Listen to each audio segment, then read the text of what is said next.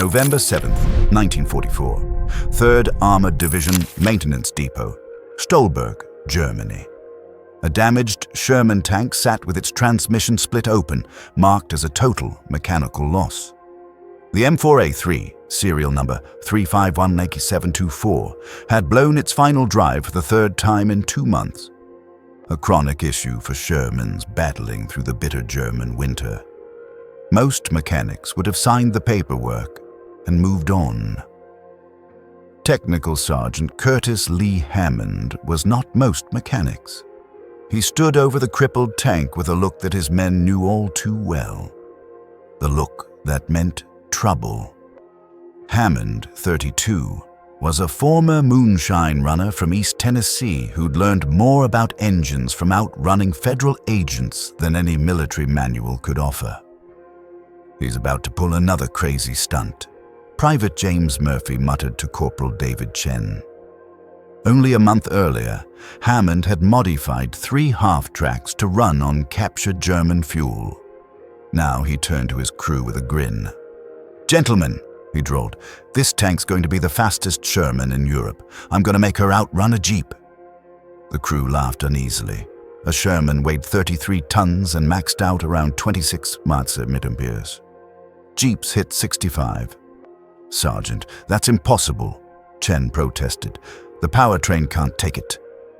Someone whispered, "You'll get court-martialed." Hammond only grinned wider. "Maybe. But this tank's already scrap. We're losing more to breakdowns than to the Germans.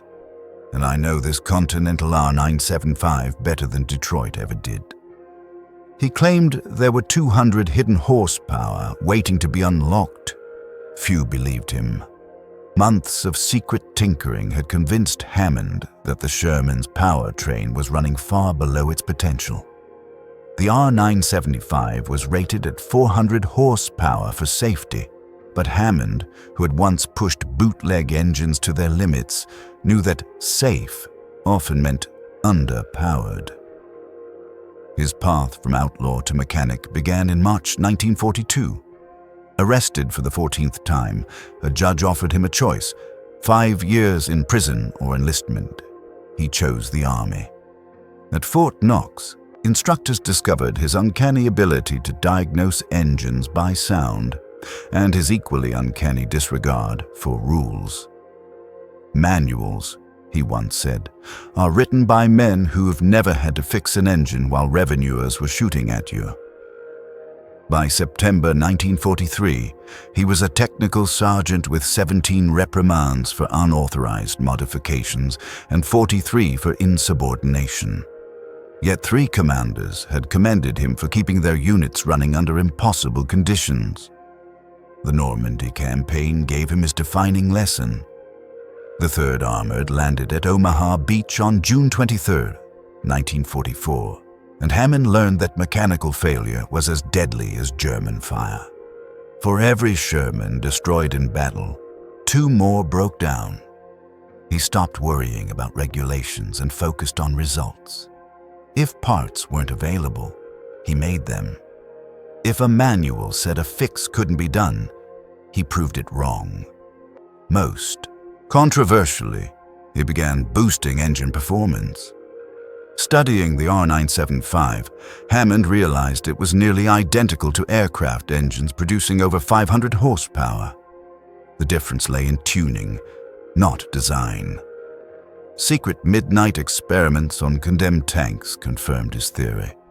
One modified Sherman hit 32 mph. When Captain Robert Morrison confronted him in September 1944, Hammond didn't flinch. "Sergeant, your modifications violate regulations," Morrison warned. "They void warranties and risk reliability." Hammond shrugged. "Sir, warranties don't mean much when we're losing tanks to breakdowns.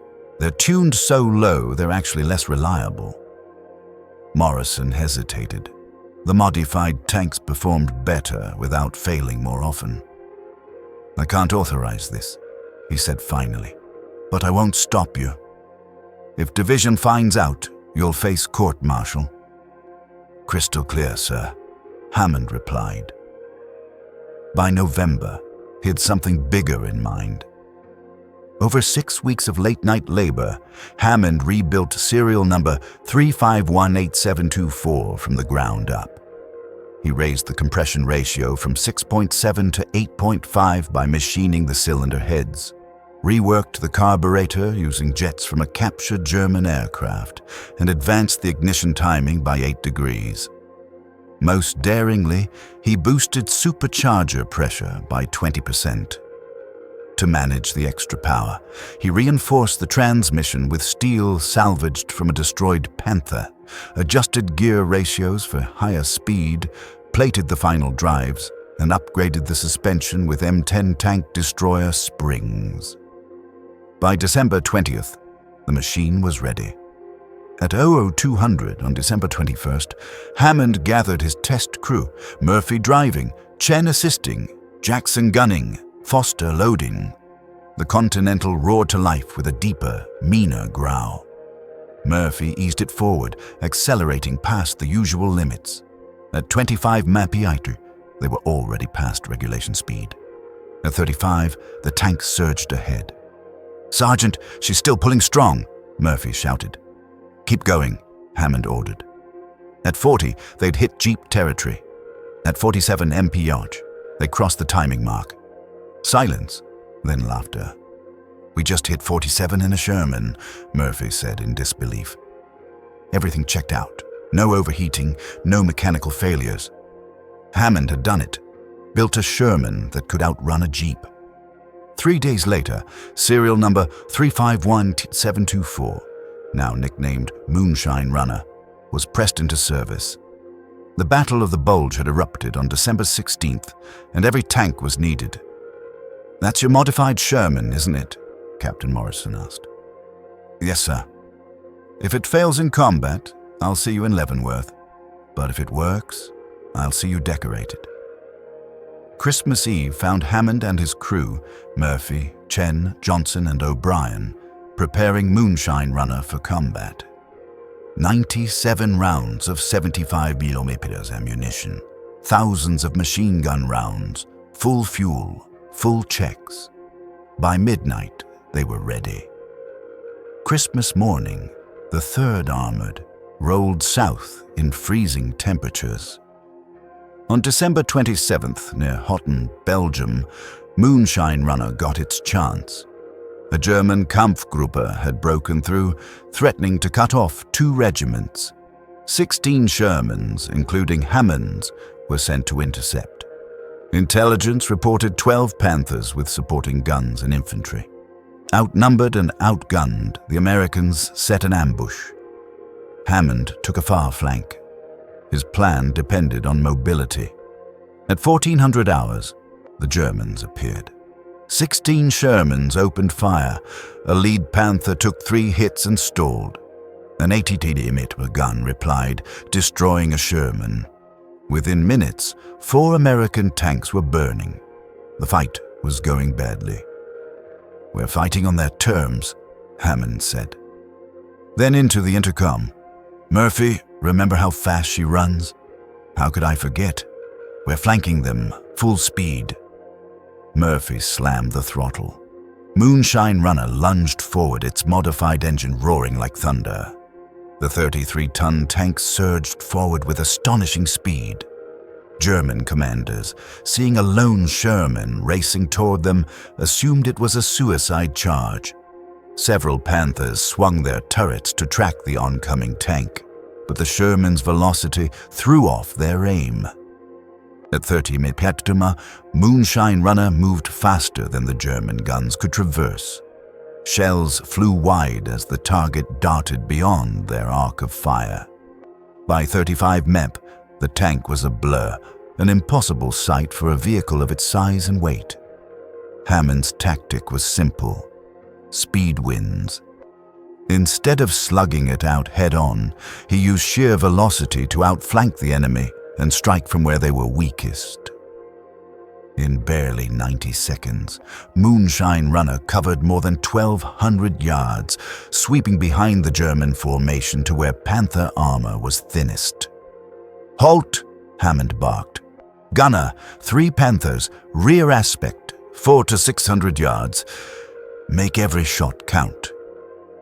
Johnson, the veteran gunner, rotated the turret with practiced precision. His first armor-piercing round struck the engine deck of the nearest Panther, piercing through the vulnerable rear plating. The German tank stopped cold, its crew scrambling to escape the smoke. Johnson swung to the next target and fired. Another hit, another explosion, the turret lifting clear in a fiery blast. The third Panther tried to turn, but Johnson was faster. 3 shots, 3 kills. In 30 seconds, Moonshine Runner had destroyed 3 Panthers. The effect was immediate and devastating. The Germans, suddenly attacked from behind by what they believed to be a new super tank, broke formation. Confusion spread. Their advance stalled, then collapsed. The Americans seized the moment, pressing forward. After 20 more minutes of battle, 8 Panthers were destroyed, 3 confirmed by Moonshine Runner, 4 disabled, and 1 abandoned. 6 Shermans were lost in the fight. When the smoke cleared, Hammond inspected his tank. The violent maneuvers had pushed it hard, but everything held. Engine temperature high but stable. Oil pressure steady. Transmission flawless. Against all odds, the tank had survived and triumphed. Word of the feat spread quickly. By evening, Hammond was ordered to division headquarters. Expecting a court-martial, he instead found Brigadier General Doyle Hickey waiting with a grin. Commanders report your Sherman moved at impossible speeds. German prisoners think they faced a secret tank. I'm also told you made some unauthorized modifications. Explain. Hammond replied without hesitation. Sir, I improved performance. Compression, fuel delivery, supercharger boost, ignition timing. Reinforce the transmission too. Everything functions perfectly. How much faster? Hickey asked. Standard Shermans top out at 26 miles per hour. Mine reached 45, maybe 48. They accelerate faster, climb better, and keep speed on rough ground. Cost is $72 per tank, 4 days of work. And reliability? Better, sir. The Continental engine was built to handle more. Rated for 400 horsepower, runs best at 450 or even 500. Less strain that way. Hickey studied him for a moment, then nodded. Officially, I know nothing. If this fails, you'll face a court-martial. Unofficially, train our mechanics, modify 20 tanks as a test. Captain Morrison will assist. Understood? Yes, sir. What do I call the project? Hickey smiled. Tank Performance Enhancement Program. For 6 weeks, Hammond trained 8 mechanics by hand, overseeing every step. Each upgrade was logged in detail. Engine removal, head machining, carburetor tuning, ignition adjustment, supercharger boost, transmission reinforcement, and suspension upgrades. By mid-February 1945, 20 modified Shermans rolled out across the 3rd Armored Division. The results were immediate. Drivers praised the newfound acceleration. Commanders celebrated the agility in combat. The modified tanks excelled in flanking, fast response, and disengagement under fire. Reliability matched standard Shermans, averaging 500 miles between failures. The math was undeniable. $72 and 4 days of labor for a 35% boost in mobility.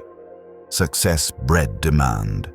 Requests for modifications poured in, but Hammond knew his system required skilled mechanics. Poor workmanship meant failure. In March 1945, he was summoned to Army Ground Forces headquarters in Paris. 2 colonels, a brigadier general, and 3 Ordnance Department engineers attended. Confidently, Hammond presented his data, combat logs from 43 missions, engineering notes, and performance figures. "The Continental can't safely produce that much power," one engineer objected. "With respect, gentlemen," Hammond replied, "I'm not telling you what it should do. I'm showing you what it has done. There's a difference between theory and reality." Brigadier General Thomas Rodri cut in. "The sergeant's got a point. Field proof beats paper theory. I propose official testing at Aberdeen Proving Ground. If his modifications hold up, we use them. If not, we scrap the idea." 2 weeks later at Aberdeen, the tests began. For 3 days, engineers pushed a modified Sherman through exhaustive trials. The results validated everything Hammond claimed. Top speed 46.2 mph, acceleration from 0 to 30 in 23 seconds, standard 41, hill climbing improved by 37%, and endurance past 500 miles without failure. The April 9, 1945 report concluded, Hammond's modifications deliver substantial combat improvement at minimal cost and acceptable reliability. On April 15th, Supreme Headquarters authorized full adoption. The Enhanced Mobility Program went Army-wide. Tankers, of course, had their own nickname, Hammond Tanks, or more affectionately, Moonshine Specials. By May 8th, VE Day, over 300 Shermans had been modified. Units equipped with them reported 23% fewer losses and averaged 1.7 kills per engagement compared to 1.1 for standard models. After the war, Army studies confirmed it. Hammond's unauthorized upgrades embodied exactly the kind of field ingenuity that wins wars. Continental Motors sent a team of engineers to interview him, embarrassed that a self-taught mechanic had discovered performance potential their own experts had missed. Several of Hammond's insights were later incorporated into post-war engine designs. The company offered him a consulting position, but he declined with a simple reply, "I've had enough of engines." Technical Sergeant Curtis Hammond received the Bronze Star in May 1945. The citation praised his innovations, though it politely omitted the word unauthorized. Promoted to Master Sergeant, he was discharged that November and returned to Tennessee. He never went back to running moonshine. Instead, he opened a modest garage in Gatlinburg, specializing in engine rebuilding and performance tuning. Hammond lived quietly, rarely speaking of his wartime exploits. He married in 1947, raised 3 children, and worked steadily until retiring in 1979. In 1983, military historian Dr. Robert Zaloga unearthed Hammond's story. After accessing declassified records, he contacted the retired mechanic and documented his achievements in detail. Zaloga's book devoted an entire chapter to Hammond's wartime innovations. 2 years later, Hammond attended a 3rd Armored Division reunion, his first in 4 decades. Dozens of tankers approached him with gratitude, many crediting his modifications for saving their lives. One former commander told him, "Your upgrade saved my crew twice. Once when we outran 3 Panthers, and again when we reached a bridge before the German blew it." Hammond's legacy extended far beyond the war. His approach to field modification based on combat experience became standard doctrine. Post-war tanks were designed with greater power reserves, and his philosophy, test it, improve it, and bend the rules if they don't make sense, became a cornerstone of American military engineering. Curtis Hammond passed away on March 17, 1992, at age 79. His obituary mentioned his service but offered few details. Yet at his small private funeral, more than 50 aging veterans gathered, tankers from across the country. One frail man approached Hammond's widow and said softly, "Ma'am, your husband saved my life. I was 19, driving a Sherman, terrified of the German tanks. Then I got one of Curtis's modified Shermans. The first time I felt how fast she moved, I knew I had a chance. That speed saved me 3 times. I came home, raised kids and grandkids because Curtis made that tank faster. His widow wept. It was a side of her husband she had never fully known. In 2003, the National World War II Museum acquired one of the few surviving Hammond-modified Shermans. Curators meticulously restored it, preserving every alteration. During a 2004 demonstration, when the engine roared and the tank surged forward with impossible speed, veterans smiled and some cried. They were watching history come alive. Today, the museum's display includes original documents, photographs, and testimonies.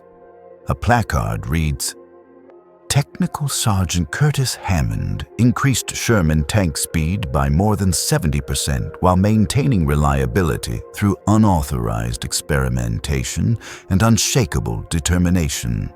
His work embodies the spirit of American field innovation and the truth that the best solutions often come from those closest to the problem." Hammond's story endures because it captures something timeless about innovation and courage. He had no degree, no credentials, only skill, intuition, and the conviction to test what others feared to. His moonshining days had been the perfect training, pushing engines to their limits with scarce tools and absolute faith in his own hands. His life became a study in the tension between order and creativity. Rules exist for safety, but too much caution can kill progress. The Army's evolving acceptance of Hammond's work reflected the best of American adaptability. Skeptical at first, but ultimately pragmatic. Every tanker who lived because his tank could accelerate faster. Every crew that escaped a Panther's sights. Every soldier who made it home. These were the true measure of his success. The Bronze Star, the books, the museum tank. All fitting tributes, but secondary. His real legacy was written in lives saved. The mad mechanic, who made Shermans outrun Jeeps, proved that genius doesn't require credentials, and that real breakthroughs begin when someone dares to challenge the impossible.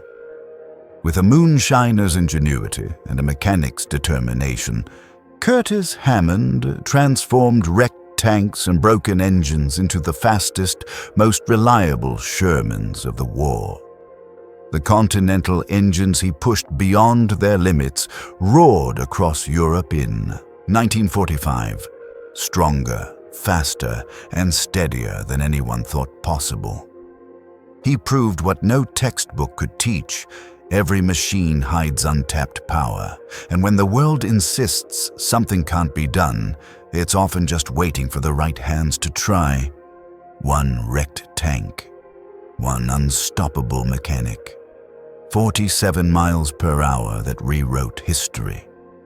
That was the legacy of Technical Sergeant Curtis Lee Hammond, the Tennessee moonshiner who turned his love of speed into battlefield ingenuity and refused to settle for good enough. In a war driven by factories and production lines, the real edge sometimes came not from Detroit's assembly floors, but from a muddy maintenance tent in Germany, where one defiant sergeant looked at a broken tank and saw not its limits, but its hidden potential.